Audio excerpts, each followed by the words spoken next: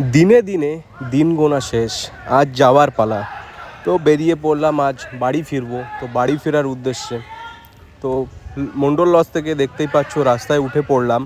তো আজ আমরা জয়পুর ফরেস্টের উপর দিয়ে কলকাতা ফিরবো। তো আপাতত মেন রোডে উঠে কিছুটা দূর পেরিয়ে এলাম। দেখতে পাচ্ছ এই প্রাকৃতিক সৌন্দর্যের সুন্দর রোদ মাখা রাস্তার উপর দিয়ে চলতে চলতে প্রতিটা দিন পেরিয়ে যাওয়ার সত্যি মজাই আলাদা ছিল। তো সকালে ব্রেকফাস্ট করারও দরকার ছিল। এই জায়গাটা দেখতে পাচ্ছ কতই সুন্দর। তো এইভাবে এত জঙ্গল, এত সুন্দর প্রাকৃতিক রাস্তা দিয়ে চলার সত্যি মজাই আলাদা ছিল। সত্যি বাঁকুড়া বলতেই হবে। তো ব্রেকফাস্ট করার উদ্দেশ্যে খুঁজছিলাম একটা দোকান যেখান থেকে ব্রেকফাস্ট করতে পারবো।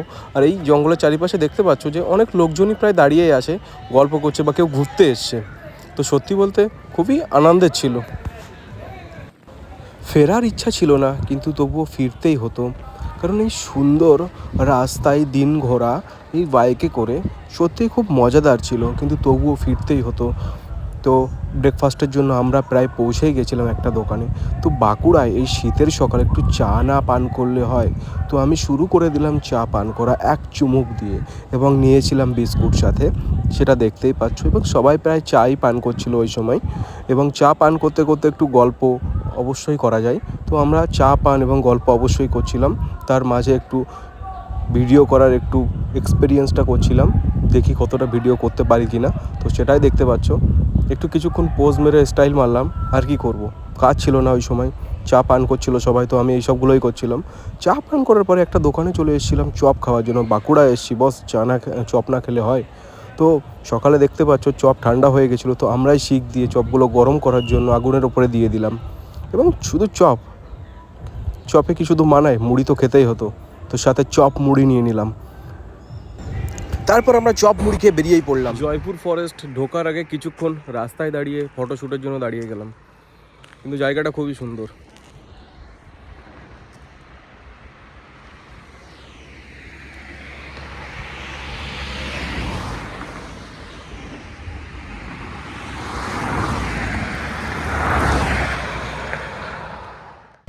তারপর আমরা সবাই একই জায়গায় দাঁড়িয়ে বসে কিছুটা ফটোশ্যুট করছিলাম, এবং বসে বসে গল্প করছিলাম, এবং ভাবছিলাম কীভাবে ফটোশ্যুট করা যায় এবং ভিডিও করা যায়। তো দেখতেই পাচ্ছ চারিদিক দিয়ে গাড়ি যাচ্ছে, এবং জায়গাটা খুবই খুবই সুন্দর ছিল। তো আমরা গল্প শেষ করার পর আমি একটু ট্রাই করলাম যে কীভাবে ভিডিও করতে পারি কিনা। তো দেখতে পাচ্ছ ভিডিও করার ট্রাই করছিলাম আমি, এবং সেটা কীভাবে করছিলাম তোমরা দেখতেই পাচ্ছ। এবং এইগুলো করে আমরা বেরিয়েই পড়লাম আবার। তো বেরিয়ে পড়ার পর আমরা কিন্তু পূর্ব বর্ধমান, অ্যাকচুয়ালি বর্ধমানের উপর দিয়ে আমরা শক্তিগড় হয়ে আবার সেম আমরা কলকাতায় ঢুকবো। তো আমরা প্রায় বাঁকুড়ার শেষের দিকে আছি। তো এরপর আমরা পূর্ব বর্ধমান ঢুকবো। একের পর এক রাস্তা আমরা এইভাবেই পেরিয়ে যাচ্ছিলাম, আর চারিদিকে দেখছিলাম মাঠগুলোতে শুধু ধান আর ধান। আর বাঙালি বলে কথা, ধান না চাষ করলে হবে কি করে, আমরা খাবো কি করে, সেটাই তো বড় কথা না? তো বর্ধমান আমাদের পশ্চিমবঙ্গের ধানের গলা বলা হয়, সেটা তোমরা নিশ্চয়ই সবাই জানো। তো এই যে ধানের গলা হলো আমাদের বর্ধমান জেলা, তো সেই জেলায় সবথেকেই বেশি ধান চাষ হবেই, এটা তো বলার কিছুই নেই। তো এইভাবে আমরা ধান দেখতে দেখতে একটা ব্রিজের উপরে দিয়ে চলে এসেছিলাম। এইভাবে কিছুটা দূর আসতেই এখানে দেখতে পেলাম একটা গরুর গাড়ি করে ধান বোঝাই করে নিয়ে যাচ্ছে। সত্যি বলতে গরুর গাড়ি এতদিন পর সত্যি দেখলাম, সেটাই অবাক লাগছিল। কারণ সাধারণত গরুর গাড়ি কোথাও দেখা যায় না, তো গরুর গাড়িতে করে ধান নিয়ে যাচ্ছে, এটাই অবাক করার বিষয় ছিল। এবং তোমরা চারিদিকে দেখতে পাচ্ছ সব ধান আর ধান, এবং মাঠে কৃষকরা সব ধান বয়ে বয়ে নিয়ে যাচ্ছে। তো এইভাবে চলতে চলতে আমরা এগিয়ে যাচ্ছিলাম আমাদের বাড়ি ফেরার উদ্দেশ্যে। তো এই রাস্তার চারিপাশে সত্যি দৃশ্যগুলো খুবই সুন্দর ছিল।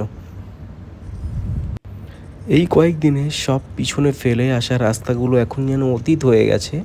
তো আমরা এখন শক্তিগড়ের রাস্তায় পৌঁছে গেছিলাম। তো আগের সমস্ত ঘটনাগুলো এখন অতিথি হবার কথা, যদিও কিছু করার নেই, বাড়ি তো ফিরতেই হবে। তো এইভাবে চলতে চলতে বেশ কিছুটা রাস্তা চলে এসেছিলাম, কিছুটা খারাপ রাস্তা পার করলাম। তো তারপরে শক্তিগড়ের হাই রোডটা পেয়েছিলাম। তো সত্যি বলতে তখন বেশ আনন্দ হচ্ছিল যে এতটা খারাপ রাস্তা পার করে লাস্ট পর্যন্ত শক্তিগড়ের ভালো রাস্তায় পৌঁছালাম। তো আমরা ল্যাংচা নিতে পৌঁছে গেলাম, ল্যাংচা ঘরে। বাড়ি শক্তিগড়ে এসে বাড়ি তো ল্যাংচা নিয়ে যেতেই হবে, নিয়ে আবারও বেরিয়ে পড়লাম আমরা বাড়ির দিকে।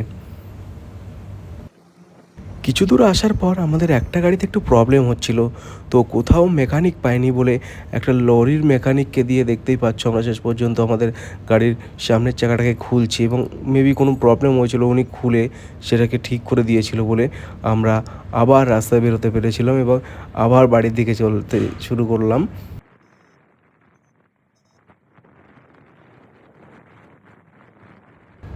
ফাইনালি আমরা এতদিন এতটা ঘুরলাম, এত আনন্দ করলাম, সত্যি খুবই আনন্দ পেয়েছি। প্রথম জীবনে রাইডে গেলাম, তো খুবই এক্সাইটেড ছিলাম, সবাই আনন্দ পেয়েছি। তো সবাই ভালো থেকো নেক্সট রাইডের জন্য।